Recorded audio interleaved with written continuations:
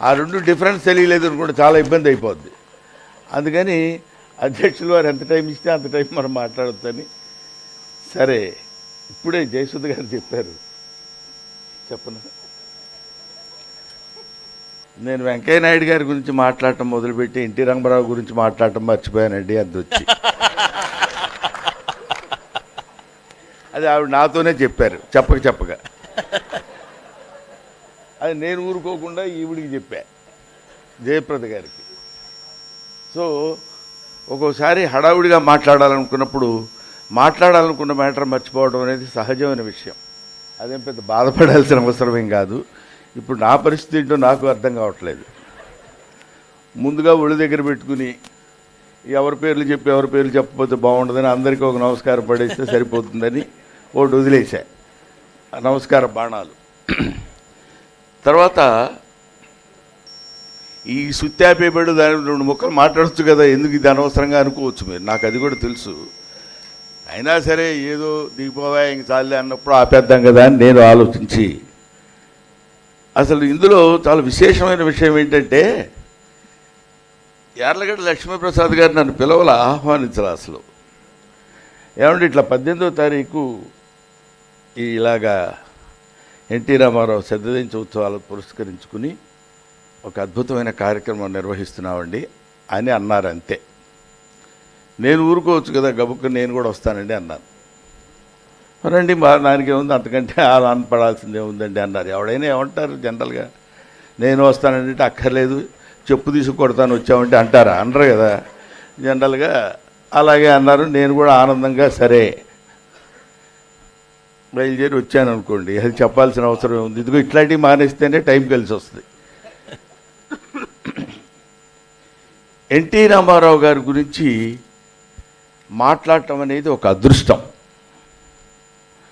NT Ramarao గారి గురించి మాట్లాడేటువంటి అవకాశాన్ని కల్పించినటువంటి వ్యక్తి, ఒక శక్తి యార్లగడ్డ లక్ష్మీప్రసాద్ గారు.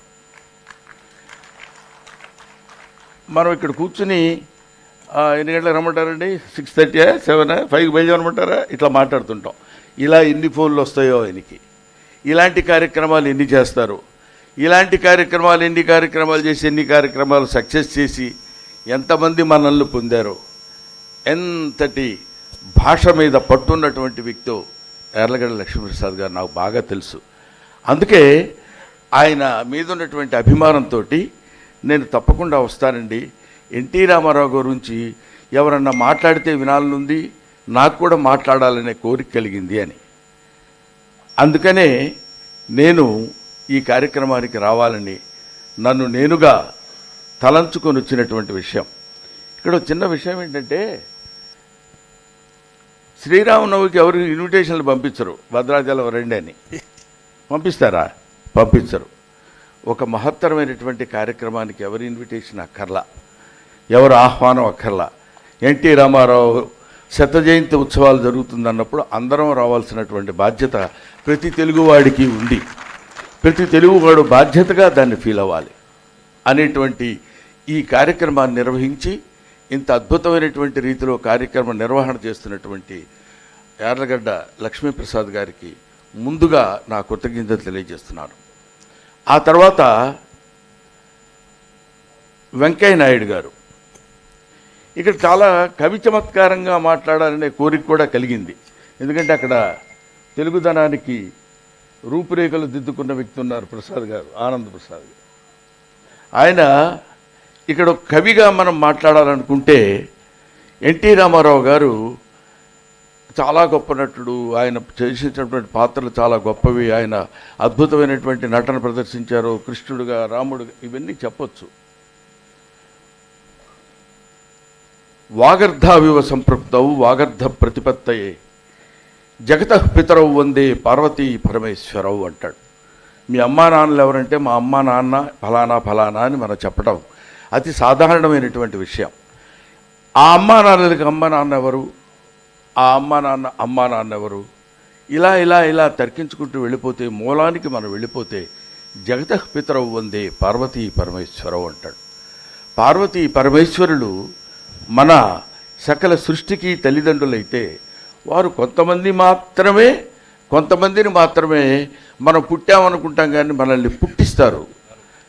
వాళ్ళే కారణజన్ములు.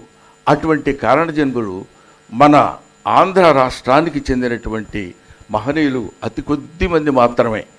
పేరు ప్రఖ్యాతులు తెచ్చుకున్నటువంటి మహానుభావులు నందమూరి తారక రామారావు గారు అయితే, అలాంటి వాళ్ళ కోవకు చెందినటువంటి వ్యక్తి ముప్పవరపు వెంకయ్య నాయుడు గారు. ఏమయ్యా నువ్వు హైదరాబాద్ నుంచి వచ్చి ఆయన పొగట్టం కోసం వచ్చావా అని అనొచ్చు. ఎవరికి సాధ్యపడుతుంది చెప్పండి?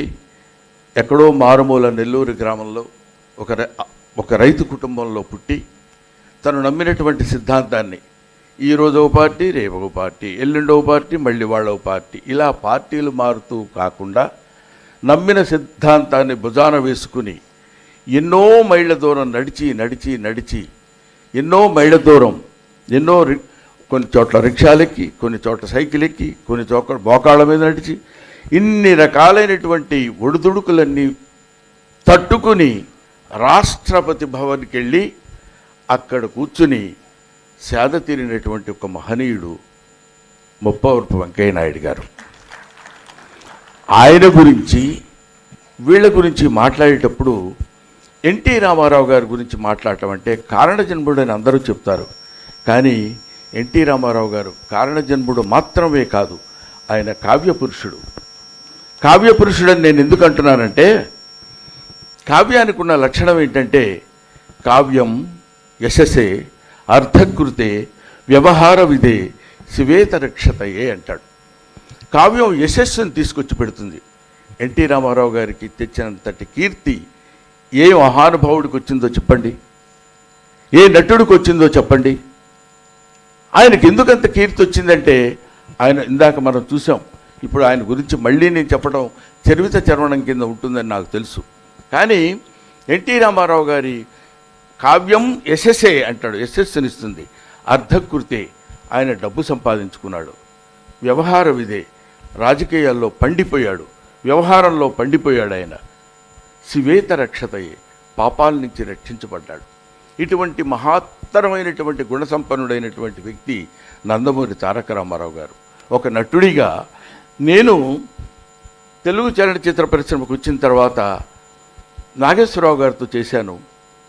రామారావు గారితో చేస్తానో లేదో అని బెంగ. చివరి వరకు ఏ సినిమా చేసేటువంటి అవకాశం కలగలేదు.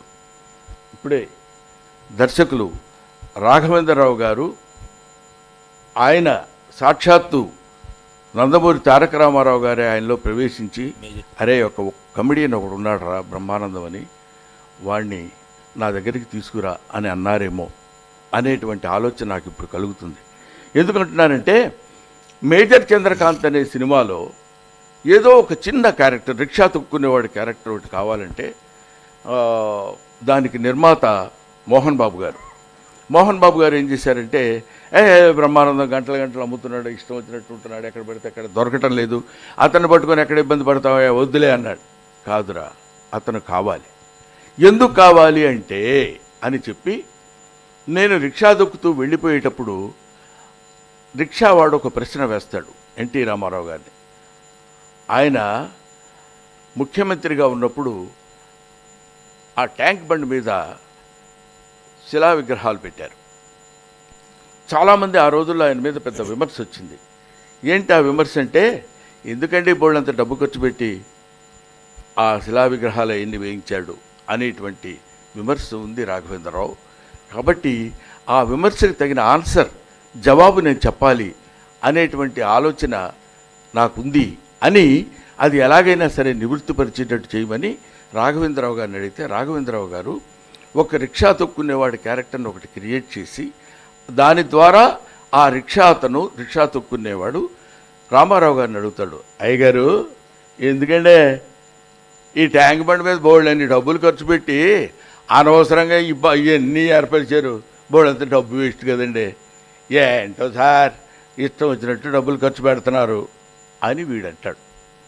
అన్నప్పుడు ఆయన, అవి శిలా విగ్రహాలు కాదురా, తెలుగు జాతి రత్నాలు వాళ్ళు అని దాని గురించి ఆయన చెప్పినటువంటి ఉపన్యాసం ఉంది.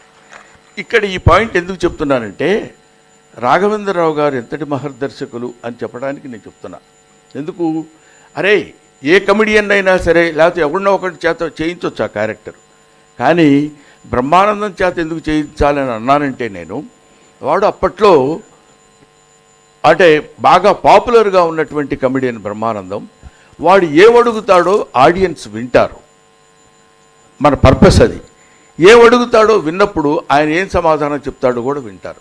కాబట్టి ఆయన కావాలి, ఆ బ్రహ్మానందాన్ని మనం పెట్టండి అని ఆయన చెప్పినటువంటి ఆ విషయం నాకు ఇప్పటికీ గుర్తుంది. ధన్యుణ్ణి. లేకపోతే ఆ సినిమాలో నేను నటించి ఉండకపోతే ఎన్టీ రామారావు గారితో నేను నటించలేదు అన్న బాధ నటుడిగా చిరకాలం నన్ను వెంటాడుతుండేదేమో. ఆ కోరిక కూడా భగవంతుడు నాకు నెరవేర్చాడు. అటువంటి ఎన్టీ రామారావు అంటే ఇంకా ఆయన అందరికీ శరీరాలు ఉంటాయి. నేను నటుండే, చాలామంది నటులే, అందరికీ శరీరాలు ఇచ్చాడు భగవంతుడు, అందరి నటులకి. ఆ శరీరానికి మాత్రం ఒక ప్రత్యేకమైనటువంటి స్థానాన్ని ఇచ్చాడు. రాముడుగా ఆయనే, రావణాసురుడుగా ఆయనే, కృష్ణుడుగా ఆయనే, అర్జునుడుగా ఆయనే, అర్జునుడుగా ఆయనే, బృహన్నలుగా ఆయనే, బృహన్నలుగా ఆయనే, భీష్ముడుగా ఆయనే. ఊరికే 2 రోజులు కిరీటం పెట్టుకుని అటు ఇటు 4 సార్లు తిరగమంటేనే తిరగలేము, తలకాయ నొప్పి వస్తుంది సార్ అంటాం. అటువంటిది అనేక రకాలైనటువంటి పాత్ర పోషణలు చేసి, అసలు కృష్ణుడు ఎలా ఉంటాడో మనకు తెలుసండి, మీకు తెలియదు, నాకు తెలియదు, అది గ్యారంటీ. ఎప్పుడు చూసావు, ఎవరిని చూసావు, ఈ స్టేజ్ల మీద వాటి మీద మనం చూడటం తప్ప. మాయబజార్లో ఆయన శ్రీకృష్ణుడిగా నటించినప్పుడు ఆ శ్రీకృష్ణుడు ఇలాగే ఉంటాడా? ఎందుకంటే మనకి కృష్ణుడి గురించి చెప్పేటప్పుడు అదేంటి, కస్తూరి తిలకం లలాట ఫలకే వక్షస్థలే కౌస్తుభం నాసాగ్రే నవమౌక్తికం కరతలే వేణుం గోపస్త్రీ పరివేషితో విజయతే గోపాల చూడామణి అని శ్రీకృష్ణ పరమాత్ముడి గురించి వర్ణించి చెప్పినటువంటి శ్లోకం మనకు తెలుసు. కస్తూరి తిలకం ఒకసారి ఊహించండి, నందమూరి తారక రామారావు గారి లలాట ఫలకాన్ని. కస్తూరి తిలకం లలాట ఫలకే వక్షస్థలే కౌస్తుభం నాసాగ్రే నవమౌక్తికం కరతలే వేణుం. ఆ వేణువును అలా ఆడిస్తున్నప్పుడు సాక్షాత్తు జగన్నాటక సూత్రధారి ఆ పరమేశ్వరుడు, ఆ మహావిష్ణువే ఇక్కడికి వచ్చాడా అన్న భావన చదువుకుని విని మనం తెలుసుకున్నటువంటి విషయాల్ని ఆయన ముఖంలో అలా చూస్తున్నప్పుడు ఇంకా ఒక్కసారి గగురు పొడిచే విధంగా నిజమే అనేటువంటి నమ్మకం కలగకపోతే ఆయన క్యాలెండర్లు ఫోటోలు కట్టుకుని ఇళ్లల్లో పెట్టుకుని ఎందుకు పూజించేవాళ్ళం అండి మనం? అది నందమూరి తారక రామారావు గారు. ఆయనతో ఆయన చాలా గొప్పవాడండి. ఆయన అసలు ఆయన చేత మాట్లాడాలంటేనే ఒక రకమైన భయం వేస్తుందండి అనేటువంటి వాళ్ళు చాలామంది ఉన్నారు నాకు తెలిసినట్లు. నా పర్సనల్ ఎక్స్పీరియన్స్ ఏంటంటే, మేజర్ చంద్రకాంత్లో నేను రిక్షా వాడికి వెళ్ళి చంద్రకాంత్ గారు చంద్రకాంత్ గారు అనుకుంటే వెళ్ళాలి. వెళ్ళగానే నన్ను ఇలా చూస్తాడు, ఏమిరో అని. అలా ఇంకా దగ్గరికి వెళ్ళాను, చంద్రకాంత్ గారు కట్ ఏంటి డైలాగ్ చెప్పరా అన్నాడు ఆయన, రాఘవేంద్రరావు గారు. డైలాగ్ చెప్పండి, చెప్పుదామని అనుకుంటున్నాను సార్, ఫేస్ చూస్తే మరి రావట్లేదు మాట, మరి ఏం చేయమంటారు అని. మళ్ళీ 1 more అన్నారు. మళ్ళీ పరిగెట్టుకుంటే చంద్రకాంత్ గారు చంద్రకాంత్ గారు చెప్పండి బ్రదర్, పర్వాలేదు చెప్పండి అన్నాడు ఆయన. ఇంకా అసలు మర్చిపోయారు మొత్తం. అంతకుముందు అయితే అంతో ఇంతో గుర్తుండేది, అది కూడా మర్చిపోయి టోటల్గా బ్లర్ అయిపోయి పిచ్చోళ్ళ తిరుగుతున్నారు అటు ఇటు. అప్పుడు రాఘవేంద్రరావు గారు చెవిలో వచ్చి, ఒరే ఆయన చూడొద్దురా, నువ్వు చూస్తే నువ్వు ఎలా చెప్పలేవు డైలాగు, ఇటు తిరిగి చంద్రకాంత్ గారు ఇటేటో ఉన్నారు అనుకొని చెప్పేయన్నారు. అలా చెప్పి, ఎందుకంటే ఒక మనిషిలో ఒక ఆరా, ఒక మనిషిలో ఒక దివ్యత్వం, ఒక మనిషిలో ఒక గొప్పతనం, ఒక మనిషిలో ఒక మహోన్నతమైనటువంటి పూజ్యభావం, ఇవన్నీ పుడికి పుచ్చుకున్నటువంటి మహానుభావుడు. కాబట్టి నందమూరి తారక రామారావు గారు ఆయన ఒక యోగ పురుషుడు, సిద్ధ పురుషుడు. ఆయన మరణించాడని అంటారు కానీ ఆయనకి మరణం ఎక్కడదండి, మన పిచ్చి కానీ. ఆయన just he travelled from this planet to another planet. ఇక్కడి నుంచి ఆయన ఎక్కడో ఉన్నాడు, ఇక్కడ జరుగుతున్న ఈ సభని హాయిగా ఆయన తిలకిస్తూనే ఉన్నాడు. ఆయనకి మరణం లేదు, ఆయన నటనకి మరణం లేదు, ఆయన జీవితానికి మరణం లేదు. ఆయన్ని ఆరాధించే మనకి